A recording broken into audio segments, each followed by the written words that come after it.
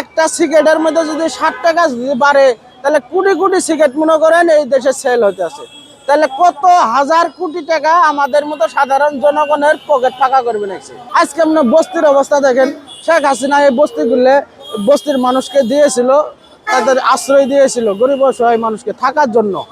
নিরুপায় মানুষ যারা, অর্থহীন মানুষ যারা, আমাদের মতো গরিব অসহায় মানুষ যারা, আজকে মনে করেন এই বস্তিগুলো হাজার হাজার মানুষকে তারা জ্বালিয়ে পুড়ে তার শেষ সম্বলগুলো পর্যন্ত বোলডোজার দিয়ে তারা ধূলিসাৎ করে দিল। তাহলে এটা কি সরকারের মানুষ ভালো বলবে? কিন্তু এখন ওই জন্য আমাদের মতো সাধারণ মানুষ থেকে শুরু করি সর্বোচ্চের মানুষ এখন কিছু দেশদ্রোহী লোক ছাড়া এখন বলবেন যে আমরা আগেই ভালো ছিলাম, শেখ হাসিনা কালানে আমরা কোটি গুণে ভালো ছিলাম, আমরা আবার ওই শেখ হাসিনাকে দরকার, ওই স্বৈরাচারেরই দরকার। দেখেন বর্তমান তো দেশের ভয়াবহ অবস্থা।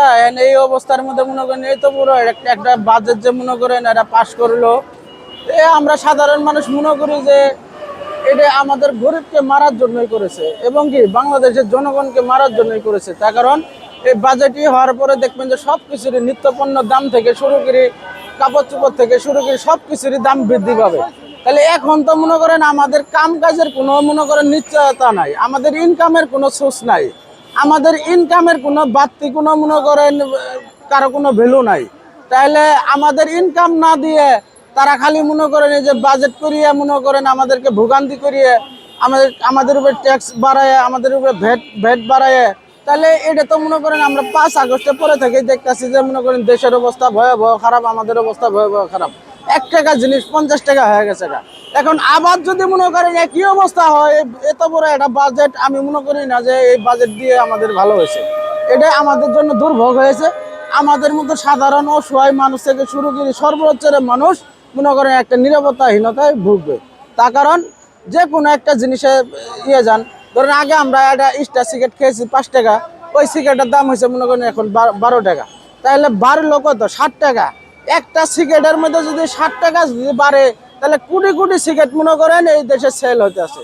তাহলে কত হাজার কোটি টাকা আমাদের মতো সাধারণ জনগণের পকেট ফাঁকা করবে নাকি। তাহলে এই জিনিসটাই আমি একটা উদাহরণ দিলাম।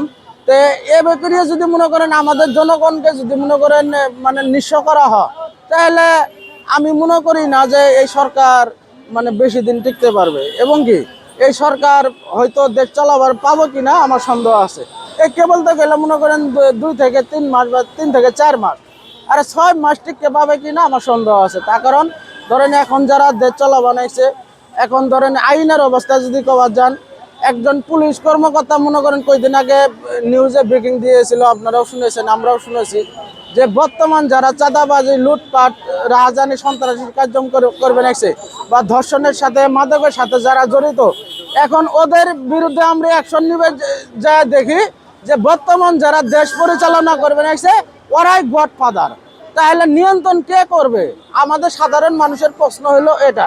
একজন পুলিশ অফিসার হয়ে যদি নীরব ভূমিকা পালন করে বা অসহায় ভূমিকা পালন করে, তাহলে আমাদের জনগণের অবস্থা কোন জায়গায় গেছে একবার ভেবেচিন্তে দেখেন। আপনারা বাংলাদেশের জনগণ, আপনারা বাংলাদেশের সুশীল সমাজ থেকে শুরু করে জ্ঞানীবান মানুষ আছেন, আমরা শ্রমিক মানুষ, আমরা অত দূর যাবার চাই না বা আমরা অত কিছু বুঝি না, কিন্তু তারপরেও এই প্রসঙ্গে আমাদের বলতে হবে, এই দেশকে বাঁচাতে হলে, আমাদের মতো সাধারণ মানুষকে বাঁচাতে হলে, আমাদের মতো সাধারণ মানুষকে মানুষের মুখে হাসি ফুটাতে হলে আমাদেরকে বলতে হয়। এখন না বলে তো পারা যায় না। কারণ আমাদের সামনে আপনারা দেশ ধ্বংস করবেন, আমাদের সামনে আমাদের মতো সাধারণ মানুষকে ক্ষতিগ্রস্ত করবেন, ভ্যাট বাড়ায় বাড়ায়, তাহলে তো এটা আমরা মেনে নেব না, কোনো সময় মেনে নেব না। আজকে দেখেন যে খাল খননের নামে আজকে কি করবে রাখছে শেখ হাসিনা। জিল্লার নিঃস্ব লোক আসিল, যারা অর্থহীন আসিল, যারা গৃহহীন আসিল, ওদেরকে শেখ হাসিনা 2% জমি সহ বিল্ডিং ঘর বানিয়ে দিয়েছে। আপনারাও দেখেছেন, আমরাও দেখেছি, অল বাংলাদেশ শুধু। আজকে মনে করেন ওই ঘরের উপরে তারা মাটি নিক্ষেপ করবে নাকছে, মাটি ফেলায় এই গৃহহীনদের তারা উচ্ছেদ করার ব্যবস্থা করবে নাকছে এবং কি এই লোকগুলোকে তারা আবার মানে অমানবিক ভাবে তাদের ঘর বাড়ি সহায় সম্বল পর্যন্ত মনে করেন তারা নিঃস্ব করবে নাকি। এটা কি মানুষ ভালো বলবে? আমি মনে করি নিজের মানুষ ভালো বলবে। আজকে আপনি বস্তির অবস্থা দেখেন, শেখ হাসিনা এই বস্তিগুলো বস্তির মানুষকে দিয়েছিল, তাদের আশ্রয় দিয়েছিল গরিব অসহায় মানুষকে থাকার জন্য। নিরুপায় মানুষ যারা, অর্থহীন মানুষ যারা, আমাদের মতো গরিব অসহায় মানুষ যারা, আজকে মনে করেন এই বস্তিগুলো হাজার হাজার মানুষকে তারা জ্বালিয়ে পুড়ে তার শেষ সম্বলগুলো পর্যন্ত বোলডোজার দিয়ে তারা ধূলিসাৎ করে দিল। তাহলে এটা কি এই সরকারের মানুষ ভালো বলবে? তা আমরা মনে করি না যে এই সরকারকে ভালো বলবে। আগে শেখ হাসিনা যদি কোনো বস্তি যদি উচ্ছেদ করেছে বা যদি কোনো ওই জায়গার মধ্যে যদি কোনো প্রজেক্ট করার চিন্তা ভাবনা করেছে, আগে এই বাসীরা কয়জন পরিবার কয়জন ফ্যামিলি নিয়ে থাকে বা কয়জনের ঘর, এই ঘরগুলো আগে পুনর্বাসন করে দিয়েছে শেখ হাসিনা। আরেক জায়গায় সে সরকারি অর্থায়নে আমাদের জনগণের ট্যাক্সের টাকার ইয়ে তারা এই গরিব অসহায় মানুষকে কর্মস্থান দিয়েছেন, শেখ হাসিনা পুনর্বাসন করে দিয়েছেন, দিয়ে তারপরে বস্তি উচ্ছেদ করেছেন। কিন্তু আমরা এই সরকারের কারণে দেখলাম যে এই গরিব অসহায় মানুষকে তারা পথের ভিখারি বানাতে যা করা লাগে তাই করে বানাচ্ছে, ক্ষতিগ্রস্ত করতে যা করা লাগে তাই করে বানাচ্ছে, এবং কি এই দেশকে ধ্বংস করতে যা করা লাগে তাই করে বানাচ্ছে। তা আমরা সাধারণ মানুষ এটাই দেখতেছি। কিন্তু আমরা যা দেখতেছি এই দেশের ভয়াবহ অবস্থা আরো সামনে হবে নাকছে।